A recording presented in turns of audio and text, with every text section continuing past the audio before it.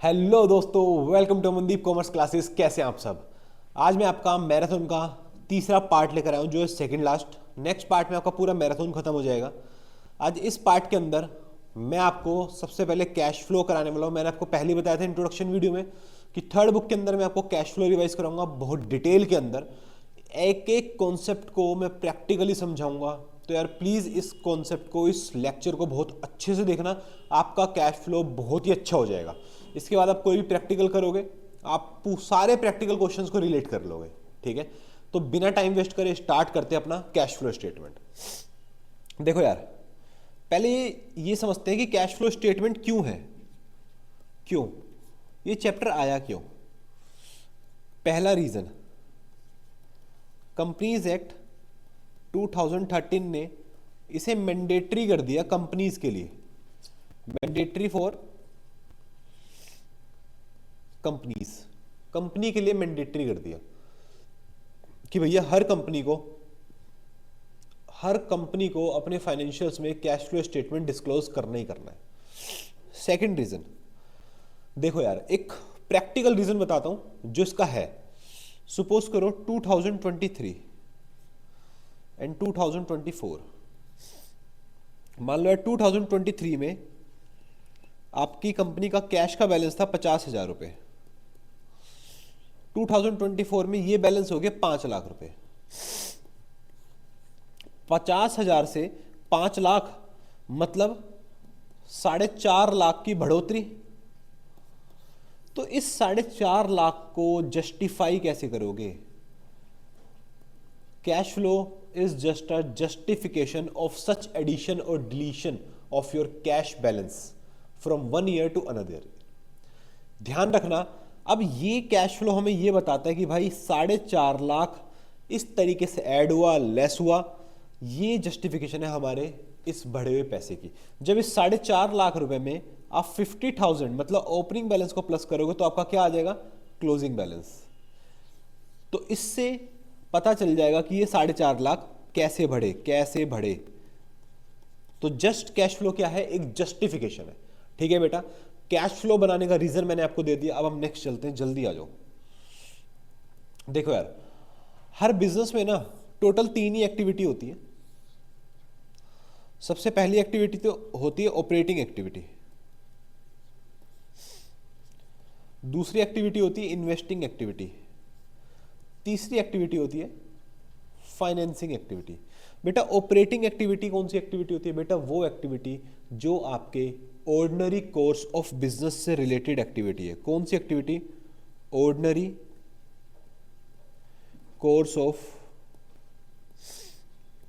Business से जो related activity है वो आपकी ऑपरेटिंग एक्टिविटी होती है। सर एग्जांपल दे दो यार, एग्जांपल ले लो। सपोज करो अमनदीप कॉमर्स क्लासेस जो सेक्टर 7 में लोकेटेड है। अमनदीप कॉमर्स क्लासेस की प्राइमरी सर्विस क्या है, टीचिंग। तो टीचिंग की वजह से जो पैसा आ रहा है या जो पैसा जा रहा है ये ऑपरेटिंग एक्टिविटी है। बट सपोज करो मैंने क्या करा, मैंने ना अपना स्क्रैप पड़ा था, लाइक गली हुई लकड़ियाँ, टेबल्स, पेन्स ये पड़े थे, ये मैंने बेच दिए, उससे मेरे को 50,000 रुपये आए। ये ऑपरेटिंग एक्टिविटी नहीं है क्योंकि ये मेरे ऑर्डिनरी कोर्स ऑफ बिजनेस से रिलेटेड नहीं है। तो हमेशा ध्यान रखना, जिस बिजनेस का जो भी नेचर है बेटा, जिस बिजनेस का जो भी नेचर है, नेचर से रिलेटेड जो भी एक्टिविटी होगी वो होगी बेटा ऑपरेटिंग एक्टिविटी। ठीक है, आगे चलते हैं बेटा।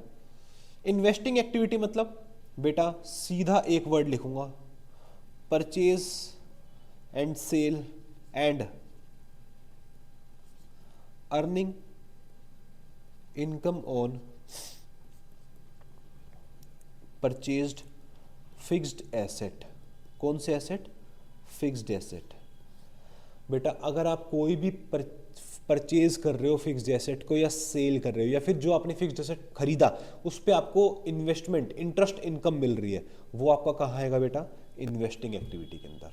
ध्यान रखना, एग्जाम्पल के लिए मैं बोल दूं, भाई तुमने परचेज करी है बिल्डिंग, माइनस हो जाएगा पैसा, पैसा गया है, वो अभी मैं आगे समझाऊंगा। बेटा सेकंड, तुमने लॉन्ग टर्म इन्वेस्टमेंट करा, तुमने क्या करा बेटा, लॉन्ग टर्म इन्वेस्टमेंट करा है, सॉरी यार कोल्ड हो रखा है, लॉन्ग टर्म इन्वेस्टमेंट करा, ठीक है। अब ये लॉन्ग टर्म इन्वेस्टमेंट के ऊपर तुम्हें इन्वेस्टमेंट इनकम मिलेगी, जैसे डिविडेंड मिलता है, इंटरेस्ट मिलता है, तो ये कहाँ जाएगा, ये इन्वेस्टिंग एक्टिविटी में जाएगा। क्लियर है बात? चलो बेटा आगे चलते हैं। बेटा फाइनेंसिंग एक्टिविटी सिर्फ एक वर्ड, वो वर्ड है बेटा आपका अरेंजिंग ऑफ फंड्स। मतलब अपने बिजनेस के लिए पैसा अरेंज करने में उस एक्टिविटी से रिलेटेड जो भी प्लस माइनस है वो सब फाइनेंसिंग एक्टिविटी में जाएंगे। बेटा एग्जांपल, आप बेटा इक्विटी शेयर्स इशू करते हो, किस लिए, पैसा आ जाए, ये कहाँ जाएगा, इन्वेस्टिंग में। आप इक्विटी शेयर पे डिविडेंड देते हो, वो कहाँ आएगा, इन्वेस्टिंग में, ठीक है जी। उसके बाद सेकंड नंबर पे मान लो डिबेंचर से पैसा मंगा रहे हो, आपने लोन से पैसा मंगाया, इंटरेस्ट पे करा, जो भी कोई भी एक्टिविटी अगर अरेंजिंग ऑफ फंड से रिलेटेड है तो वो कहाँ जाएगी बेटा, फाइनेंसिंग एक्टिविटी में। तो तीनों का ये इंट्रोडक्शन याद रखना। आगे चलते हैं।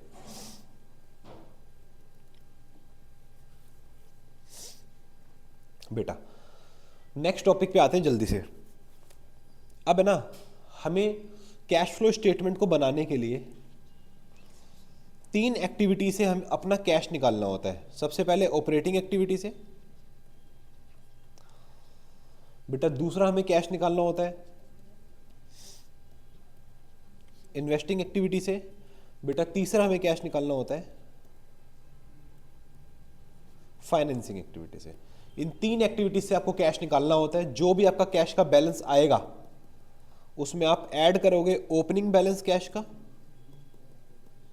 ये जो आपका बैलेंस आएगा ये आपका क्या आएगा बेटा, क्लोजिंग बैलेंस ऑफ कैश। ये आपका बैलेंस शीट से मैच हो जाएगा, आपका कैश फ्लो बिल्कुल ओके है, ठीक है जी। चलो स्टार्ट करते हैं, बारी बारी उठाते हैं। बेटा वीडियो डिटेल में रहेगी, लंबी रहेगी, एक एक कॉन्सेप्ट को छीलूंगा। चलो जी, सबसे पहले हम बात करेंगे बेटा ऑपरेटिंग एक्टिविटी की। किसकी बात कर रहे हैं हम,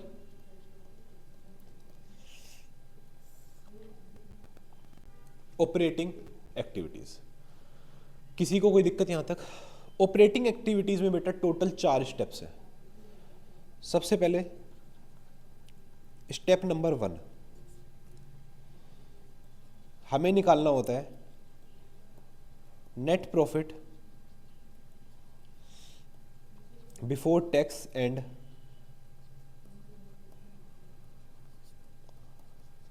एक्स्ट्रा ऑर्डिनरी आइटम। सबसे पहली कैलकुलेशन इस चीज की होती है, ठीक है जी। चलो स्टार्ट करते हैं। अब तुम्हें प्रॉफिट दिया होगा, profit as per PNL statement. तुम्हें बैलेंस शीट के अंदर प्रॉफिट दिया होगा। सर कैसे दिया होगा? बेटा बैलेंस शीट के अंदर तुम देखना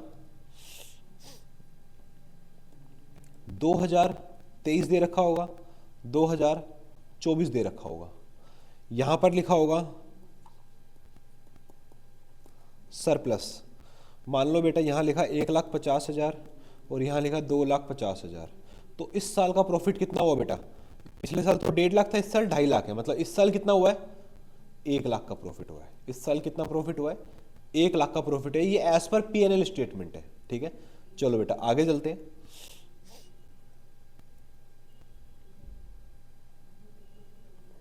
हाँ जी,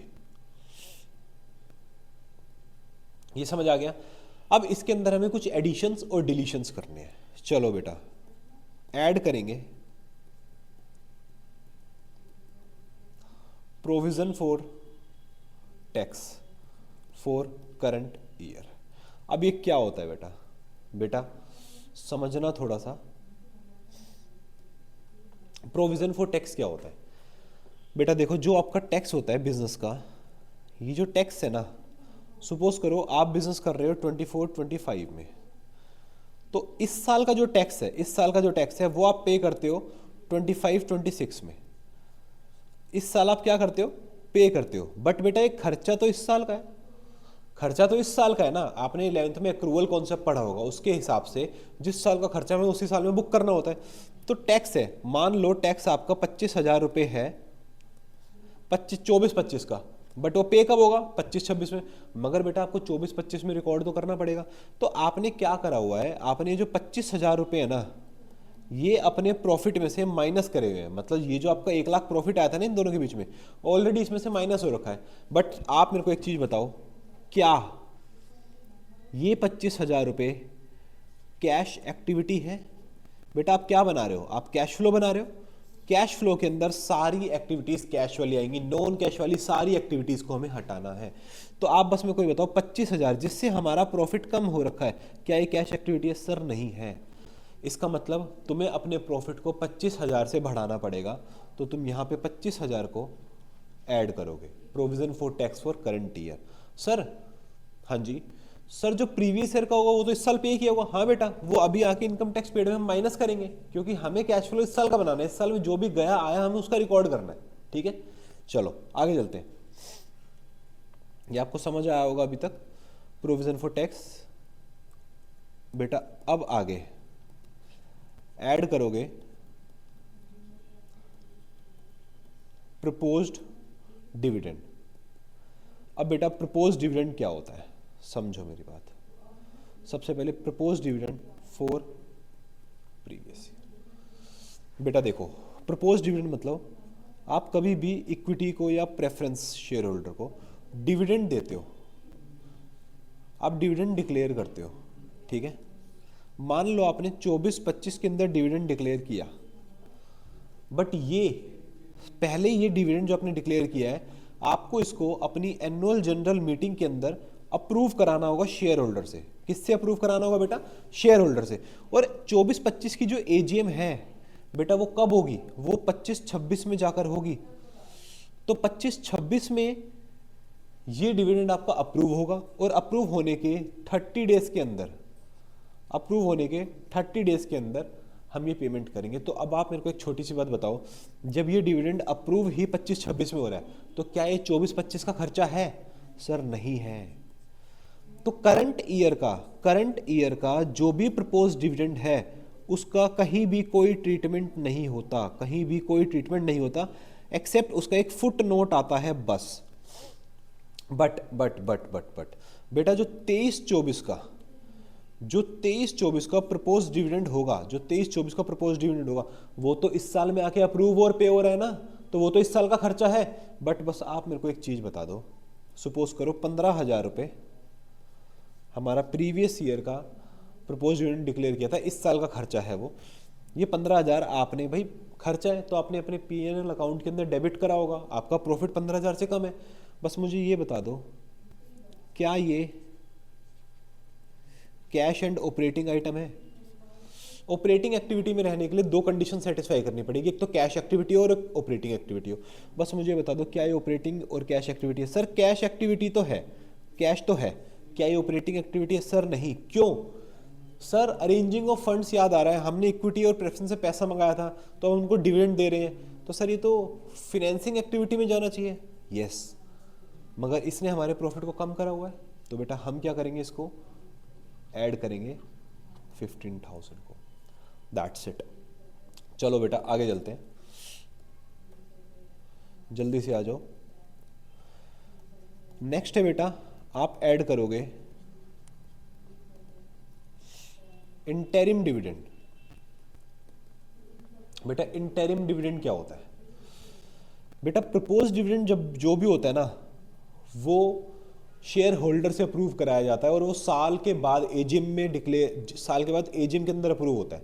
बट इंटरिम डिविडेंड साल के बीच में पे करा जाता है, जो बोर्ड ऑफ डायरेक्टर अप्रूव करते हैं with in same year, with in same year. तो ये करंट ईयर का होता है, मतलब इसी साल डिक्लेयर करा, इसी साल पे कर दिया, मतलब इसी साल का खर्चा interim dividend.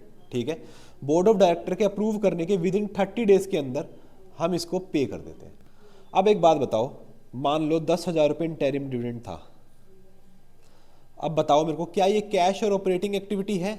Sir cash activity है, ऑपरेटिंग नहीं है। सर फाइनेंसिंग है, क्योंकि इंटरिम डिविडेंड भी हम इक्विटी या प्रेफरेंस को देंगे, तो बेटा इसलिए हमें इस 10,000 को भी ऐड करना होगा। ठीक है बेटा, चलो जी आगे चलते हैं, जल्दी से आ जाओ।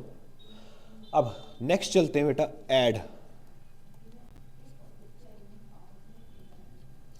Transfer to reserves except capital reserve. ये क्या होता है बेटा? देखो, सपोज करो कभी कभार क्या होता है, कंपनी का प्रॉफिट हुआ 10 लाख का, एग्जाम्पल ले लेते हैं। कंपनी ने सोचा यार इसमें से ना 2 लाख रुपए हम जनरल रिजर्व के लिए अलग कर देते हैं, फ्यूचर में काम आएगा, और हमारा प्रॉफिट है इस साल का 8 लाख जो हम बाहरी जनता को दिखाएंगे। बट एक बात बताओ, क्या ये 2 लाख जो हमारे प्रॉफिट से माइनस हुआ, क्या ये कैश और ऑपरेटिंग एक्टिविटी है? बताओ सर, ना तो ये कैश एक्टिविटी है ना ये ऑपरेटिंग एक्टिविटी है, ये तो कोई एक्टिविटी नहीं है, इससे कुछ हो ही नहीं रहा, बस इधर का पैसा उधर हो रहा है। तो क्या करोगे बेटा? सर ये जो 2 लाख रुपए माइनस हुआ है हमें इसको ऐड करना पड़ेगा, क्योंकि हमें वो प्रॉफिट लेना है। बेटा कौन सा प्रॉफिट लेना ऑपरेटिंग में? जो कैश हो और ऑपरेटिंग हो। ठीक है बेटा, चलो आगे चलते हैं बेटा। अब लास्ट लेस या फिर sorry less income tax refund. बेटा आपको कोई भी इनकम टैक्स का रिफंड आता है तो वो आपको हटाना होगा। सर क्यों हटाना होगा? क्योंकि ये आपकी ऑपरेटिंग एक्टिविटी नहीं है, कैश एक्टिविटी है बट ऑपरेटिंग एक्टिविटी नहीं है, ये आपकी अदर इनकम है, ये ऑपरेटिंग एक्टिविटी नहीं है आपकी। क्लियर है बात? तो ये आपको यहाँ से लेस करना होगा बेटा। ठीक है, मान लो 5,000 का है बेटा। उसके बाद आ जाते हैं नेक्स्ट, ऐड या लेस एक्स्ट्रा ऑर्डिनरी आइटम। बेटा एक्स्ट्रा ऑर्डिनरी आइटम का मतलब लॉस बाय फायर, ठीक है, आपको ग्रांट मिल गई, ये सब क्या है? एक्स्ट्रा ऑर्डिनरी आइटम है बस। अब इससे जो कैलकुलेट होकर आएगा बेटा वो आपका क्या आएगा? Net profit before extra ordinary item, net profit before tax, net profit before tax and extra ordinary item. बेटा पहली स्टेप आपको क्लियर होगी ऑपरेटिंग एक्टिविटी की। सेकंड स्टेप, स्टेप 2 पे आते हैं बेटा। हमें निकालना होता है cash before working capital changes. बेटा ये कैसे निकालोगे cash before working capital changes? देखो बेटा, तुम्हारा ऊपर आ गया था net profit before tax and extra ordinary item. बेटा इसके अंदर तुम्हें ऐड करना है non cash and non operating expense. बेटा जो भी कैश से रिलेटेड नहीं है, जो भी आपका कैश से रिलेटेड नहीं है और ऑपरेटिंग से रिलेटेड नहीं है, वो सारे खर्चे आपको ऐड करने हैं। बेटा एग्जांपल में depreciation, loss on sale, interest on debenture, बेटा ये सब क्या है? एटसेट्रा लगा दो। ये सब क्या आपके वो खर्चे या तो जो कैश नहीं है या फिर जो आपके ऑपरेटिंग नहीं है। ठीक है जी, चलो अब बेटा आपको ऐसे लेस करना है नॉन कैश या नॉन ऑपरेटिंग इनकम्स। अब बेटा उसका एग्जांपल क्या लेंगे हम? बेटा एग्जांपल ले लो जैसे इंटरेस्ट ऑन इन्वेस्टमेंट, ठीक है, profit on sale of building etcetera. ऐसे बहुत सारे एग्जांपल आ सकते हैं। ठीक है, तो बेटा ये आपका क्या निकल के आ जाएगा? Cash before working capital changes. बेटा 2 स्टेप हो गई, जल्दी से मेरे को रिवाइज करा दो अपनी दोनों की दोनों स्टेप। बेटा सबसे पहली स्टेप आपकी रहेगी net profit before tax and extra ordinary item. उसके बाद आपका रहेगा cash before working capital changes. बेटा अब आते हैं हम स्टेप नंबर 3 पर।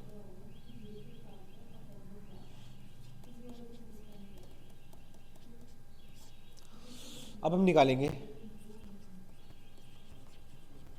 Cash after working capital changes. अब इसके अंदर क्या करोगे बेटा, बेटा आपने पहले निकाला था ना cash before working capital changes, ठीक है। अब आपको क्या करना है, यहां पे ऐड करना है sale of current assets and, sale मत लिखो यार वरना तुम कंफ्यूज हो जाओगे। यहां पे बेटा हम लिखेंगे decrease in current assets and increase in current liability. बेटा लेस करोगे increase in current asset and decrease in current liability, that's it.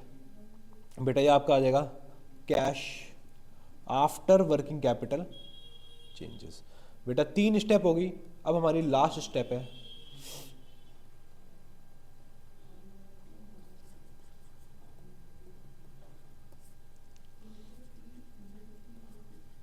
Cash from operating activities. बेटा ऊपर आपने निकाला था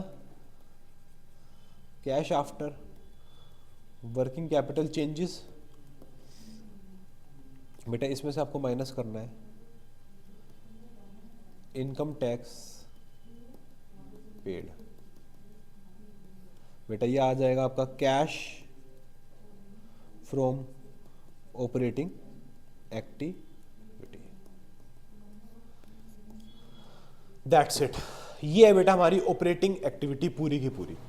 4 स्टेप के अंदर ऑपरेटिंग एक्टिविटी है जो आपको एक ही फॉर्मेट में दिखानी है। अगर ये चारों एक्टिविटी, चारों स्टेप्स आपने कर ली, आपकी ऑपरेटिंग एक्टिविटी हो जाएगी डन। ठीक है बेटा, चलो आगे चलते हैं।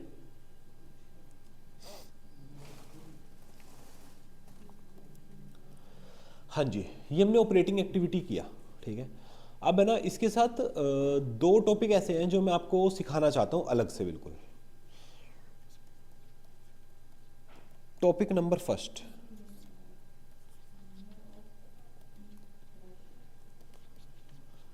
Provision for tax. में आपको ऊपर समझा कर आया था। बेसिकली ये हमारी एक लाइबिलिटी होती है कंपनी की, जिसका नेचर क्या होता है, क्रेडिट। एक एग्जाम्पल फॉर्म करते हैं। सपोज करो 2023 एंड 2024, यहां पे तुम्हें प्रोविजन फॉर टैक्स दिया मान लो 50,000 और ये दिया 80,000, ठीक है जी। तो ये क्या है, इनकम टैक्स पेड, इसको क्या बोलोगे, पेड। और बेटा ये क्या है तुम्हारा, प्रोविजन, जो इस साल का खर्चा है। ये होगा प्लस, ये होगा माइनस ऑपरेटिंग से। बट अगर तुम्हें कभी भी कोई एडिशनल इंफॉर्मेशन दे दी जाए, सपोज करो मैं ये बोलूं income tax made during the year ₹40,000। अब आप क्या करोगे बेटा, जब भी एडिशनल इंफॉर्मेशन दी जाए सबसे पहले आपको प्रोविजन फॉर टैक्स का अकाउंट खोलना है। चलो जी, प्रोविजन फॉर टैक्स का अकाउंट खोलना सीखते हैं।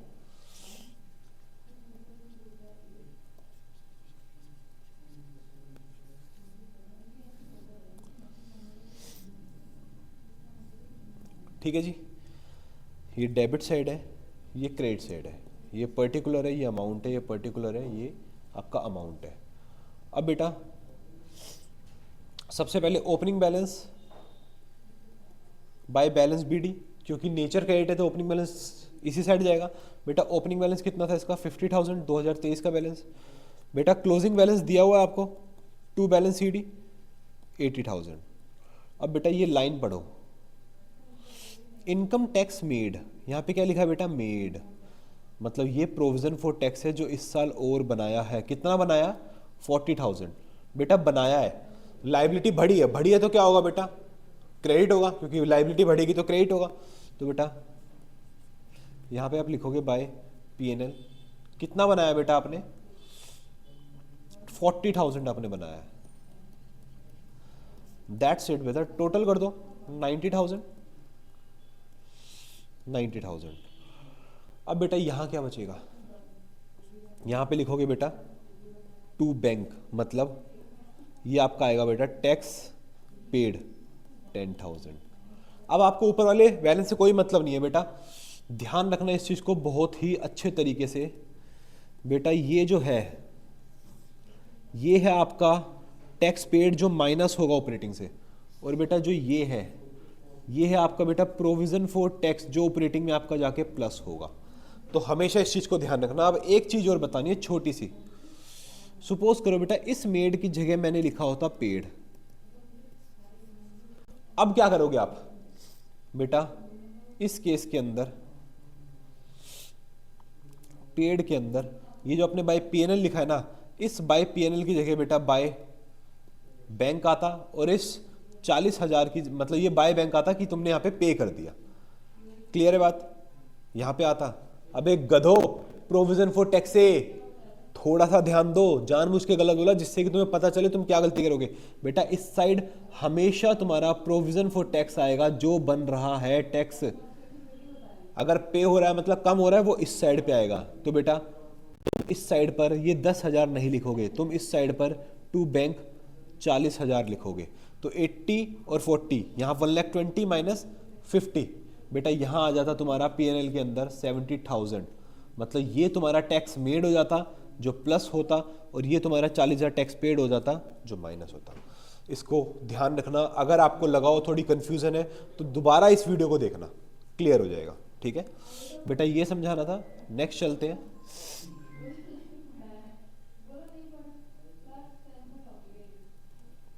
चलो जी आगे चलते हैं। अब एक इंपॉर्टेंट अकाउंट आपको और बनाना सिखाना है जिसके अंदर बच्चे गलतियां करते हैं। ठीक है, किसके अंदर बच्चे गलतियां करते हैं? Fixed asset account and accumulated depreciation. इसके अंदर बच्चे बहुत बहुत बहुत गलतियां करते हैं। बेटा देखो, फिक्स्ड एसेट ये अकाउंट बनाना क्यों जरूरी है? बेटा जब भी आपका फिक्स्ड एसेट खरीदा और बेचा जाता है ना, तो वहां पे एक चीज निकलती है, लॉस या प्रॉफिट। और आपको पता है ये लॉस और प्रॉफिट नॉन कैश आइटम है, तो हमें इनको प्लस करना होता है ऑपरेटिंग में ऊपर सेकंड स्टेप के अंदर। ठीक है, तो इसको निकालने के लिए हमें फिक्स्ड एसेट अकाउंट बनाना होता है। और एक्यूमुलेटेड डेप्रिसिएशन अकाउंट क्यों बनाना होता है? बेटा इस एक्यूमुलेटेड डेप्रिसिएशन अकाउंट से आपको क्या मिलता है बताओ? इस एक्यूमुलेटेड डेप्रिसिएशन अकाउंट से आपको क्या मिलता है बेटा? इससे मिलता है कि इस साल कितना डेप्रिसिएशन लगा, करंट ईयर का डेप्रिसिएशन इस साल का आपको पता चलता है। अब वो कैसे? आ जाओ स्टार्ट करते हैं, एग्जाम्पल लेते हैं। ये 2023 है, ये 2024 है। यहाँ पे मान लो तुम्हारी मशीनरी का बैलेंस दिया हुआ है। भाई अजम्पशन ले रहा हूँ, कॉन्सेप्ट पे ध्यान देना, ऊपर नीचे अमाउंट हो सकती है। 5 लाख, 8 लाख। यहाँ पे तुम्हें डेप्रिसिएशन का बैलेंस दिया हुआ है, मान लो 1 लाख और 3 लाख। अब नीचे एक लाइन बोली हुई है, machinery has been sold for rupees 80,000 which have book value 50,000, which have book value 50,000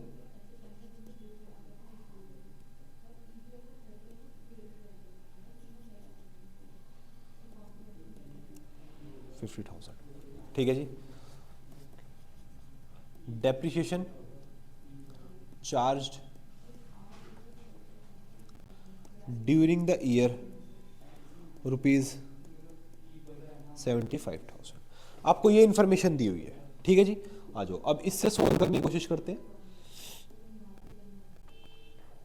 देखो जी, मशीनरी का ओपनिंग बैलेंस है 5 लाख, क्लोजिंग है 8 लाख। डेप्रिसिएशन का ओपनिंग बैलेंस है 1 लाख और क्लोजिंग है 3 लाख। अब अगर आप मुझसे ये पूछोगे कि एक्यूमुलेटेड डेप्रिसिएशन क्या होता है, तो सॉरी बेटा, आपको 11th में बहुत डिटेल में समझाया। अब अगर आपने नहीं पढ़ा तो आपको पहले जाना पड़ेगा और मेरी 11th क्लास की इस वीडियो को देख के आना पड़ेगा, वरना टॉपिक हो जाएगा 4 घंटे का। ठीक है, अब मशीनरी आपने बेची है 80,000 की, जिसकी बुक वैल्यू थी 50,000 की, मतलब 30,000 का आपको प्रॉफिट हो गया। और डेप्रिसिएशन चार्ज हुआ है टोटल मशीनरीज पे 75,000 का। अब बेटा यहाँ पे आपको ना 2 अकाउंट बनाने, क्यों? क्योंकि आपको इसका भी बैलेंस दे दिया। चलो जी, अकाउंट बनाने सीखो। सबसे पहले बेटा हम खोलेंगे machinery account.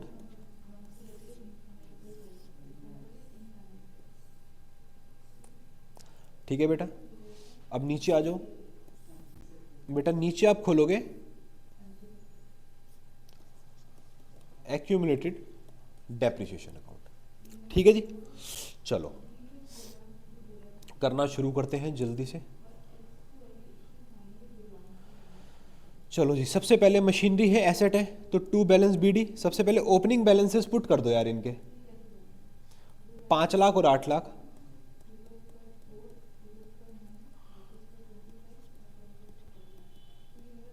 Balance CD 8 lakh. कोई दिक्कत बेटा? नहीं है सर। चलो आगे चलते हैं। इसका भी ओपनिंग क्लोजिंग, ये लाइबिलिटी है बेटा, नेचर क्रेडिट है, तो बाय बैलेंस बीडी बेटा कितना था एक बार देख लेते हैं यार, 1 लाख और 3 लाख।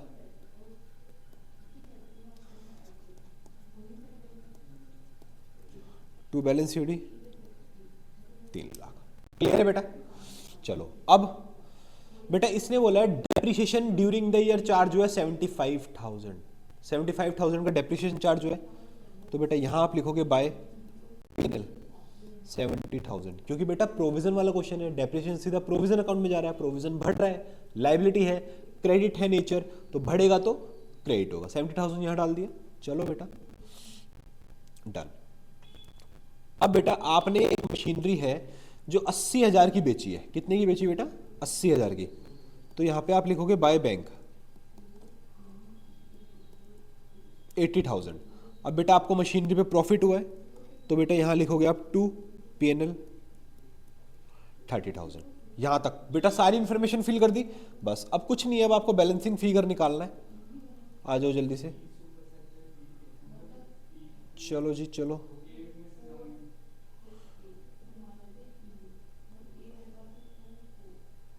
एक मिनट, कुछ गलती हुई है क्या?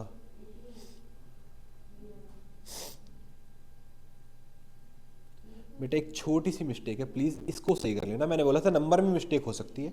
ठीक है, ये जो आपका ओपनिंग बैलेंस है 1 लाख, आप बेटा इस ओपनिंग बैलेंस को कर लो, इस ओपनिंग बैलेंस को कर लो बेटा आप 4 लाख। ठीक है, बस दैट्स इट, और कुछ नहीं है। चलो आगे चलते हैं। ओपनिंग बैलेंस हो गया बेटा आपका 4 लाख, तो बेटा आपका बैलेंस कितना आ गया यहाँ पे? 4,70,000। यहाँ पे आ गया 4,70,000। अब बेटा ये जो बैलेंस बचा है, ये टू मशीनरी अकाउंट कितना बचा बेटा? 4,70,000 एंड 3 लाख माइनस करो बेटा, 4,70,000 में से 3 लाख, तो 1,70,000। ठीक है, तो बेटा ये यहां पर आ जाएगा बाय एक्यूमुलेटेड डेप्रिसिएशन 1,70,000। ठीक है, टोटल करोगे बेटा, करो 8 लाख जमा 1,70,000 मतलब 9,70,000 10,50,000। बेटा टोटल क्या आ गया आपका? 10,50,000 10,50,000। यहां पे क्या बचेगा बेटा? To bank balancing figure. ये बैंक मतलब है बेटा आपने परचेज करा है, आपने एसेट परचेज करा है। ठीक है, तो 10,50,000 माइनस 5 लाख कितना होगा? 10 लाख में से 5 लाख जाएंगे, 5 लाख एंड 10,50,000 मतलब 5,50,000 माइनस 30,000 5,20,000। बेटा 5,20,000 आपका बैलेंसिंग फिगर आ गया जो आपने मशीनरी खरीदी है। अब ये जो यहां पर आया था ये मेन है। ये क्या है? बेटा ये टोटल डेप्रिसिएशन जो इस साल यहां से ट्रांसफर हुआ है आपके मशीनरी अकाउंट के अंदर, दैट्स इट। ऐसे आपका अकाउंट बनेगा, ठीक है। अब इसमें से आपको कैश फ्लो में कैसे कैसे ट्रांसफर करना है, देखो बेटा कैश फ्लो में आप कैसे ट्रांसफर करोगे, ये देखो इसका कैश फ्लो में कुछ नहीं होगा। आ जाओ बेटा एक बार इसको देख लेते हैं। बेटा ये जो बाय बैंक है, मतलब ये आपने बेचा है, ये बेटा आपका इन्वेस्टिंग एक्टिविटी में जाके प्लस हो जाएगा क्योंकि पैसा आया है। बेटा ये टू बैंक है, ये आपने खरीदा है, इन्वेस्टिंग एक्टिविटी में जाके बेटा ये माइनस हो जाएगा, ठीक है जी। अब ये जो प्रॉफिट आया है 30,000, बेटा ये ऑपरेटिंग एक्टिविटी में जाके प्लस हो जाएगा क्योंकि ये नॉन कैश आइटम है, ठीक है। बस उसके बाद बेटा यहाँ जो यहाँ से सिर्फ ये अमाउंट जाएगा कहाँ पर, बेटा आपके ऑपरेटिंग एक्टिविटी में जाके प्लस हो जाएगा क्योंकि ये नॉन कैश है, दैट्स इट। इसीलिए हमने ये दो अकाउंट प्रिपेयर करे थे। यहाँ तक सबको क्लियर है कि अकाउंट कैसे बनेंगे? बेटा मैंने अभी एक मैराथन की तरह इसको जल्दी बताया, अगर मैं आपको इन डेप्थ एक एक चीज़ बताऊंगा तो 2 घंटे लगते हैं सिर्फ इस इसको बताने में, ठीक है। चलो बेटा आगे चलते हैं। हमने एक एक्टिविटी अच्छे से क्लियर कर ली, ऑपरेटिंग एक्टिविटी, एंड बेटा दूसरी एक्टिविटी करिए एक ऑपरेटिंग एक्टिविटी कर ली और उसके 2 नोट हमने कर लिए जिसमें हमेशा गलती होती है, provision for tax and accumulated depreciation. अब बेटा सिंपल सी हमारी 2 एक्टिविटीज रह गई हैं। सेकंड एक्टिविटी है बेटा हमारी इन्वेस्टिंग एक्टिविटी। बेटा investing activity is just simple, sold off fixed asset, sold off fixed asset plus होगा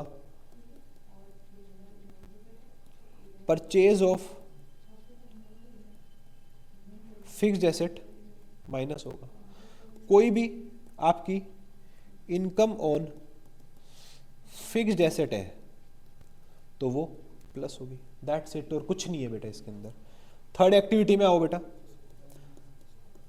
बेटा अगर आपने ऊपर वाला सारा कर लिया ऑपरेटिंग एक्टिविटी और वे 2 अकाउंट, कैश फ्लो मक्खन है। बेटा फाइनेंसिंग एक्टिविटी, फाइनेंसिंग एक्टिविटी मैंने आपको बताया था कोई भी activity related to arrangement of funds वो आपका फाइनेंसिंग एक्टिविटी होती है, मतलब उससे पैसा आ रहा है तो प्लस, जा रहा है तो माइनस। जैसे बेटा इक्विटी शेयर से पैसा आ रहा है तो क्या करोगे, प्लस। बेटा इक्विटी शेयर्स को आपने डिविडेंड दिया, याद है ऊपर आपने प्रपोज डिविडेंड और इंटरिम डिविडेंड दिया था, वो यहां पर आकर माइनस हो जाएगा, ठीक है। उसके बाद बेटा आपने इंटरेस्ट ऑन डिवेंचर दिया, माइनस हो जाएगा। बेटा आपने रिडीम करे, रिडीम ऑफ इक्विटी या प्रेफरेंस शेयर कैपिटल, बेटा माइनस हो जाएगा क्योंकि रिडम्पशन में आप पैसा देते हो अपने शेयर होल्डर्स को, ठीक है। बेटा आपने इशू ऑफ डिवेंचर करे, डिवेंचर से आपके पास पैसा आएगा, प्लस कर दोगे बेटा, कोई दिक्कत यहां तक? बेटा आपने प्रीमियम ऑन रिडम्पशन दिया, बेटा माइनस करोगे, ठीक है। और बेटा कोई भी जैसे आपने लोन लिया आप प्लस करोगे, आपने लोन की रीपेमेंट करी आप माइनस करोगे, दैट्स इट, दैट्स इट। कोई भी ऐसी एक्टिविटी जिसमें अरेंजमेंट ऑफ फंड्स हो रहा है वो सारी प्लस माइनस यहां पे होगी और फाइनली इसका आंसर क्या आ जाएगा, ये। तीनों एक्टिविटीज जोड़ोगे, तीनों जो आपकी एक्टिविटी है उससे आपका कैश निकलेगा A plus B plus C and plus opening balance of cash. Opening balance of cash is equal to closing balance of cash. बेटा ये आ जाएगा आपका कैश फ्लो स्टेटमेंट का आंसर, दैट्स इट, और कुछ भी नहीं है। कैश फ्लो स्टेटमेंट मैंने आपको एक एक कॉन्सेप्ट करा दिया है, तो प्लीज़ इस वीडियो को ज़्यादा से ज़्यादा देखो, 2 बार 3 बार रिपीट करो, 1x में देखो, 2x में देखो एंड अपने क्वेश्चंस को सॉल्व करो। ओके बेटा, साइनिंग ऑफ, ये दीपक जैन, मेहनत करो। बस मैं सच बता रहा हूँ, आज की मेहनत कल आपको इतने मज़े दिलाएगी ना जो आप सोच भी नहीं सकते, बट आज आपको मेहनत करनी पड़ेगी। All the best.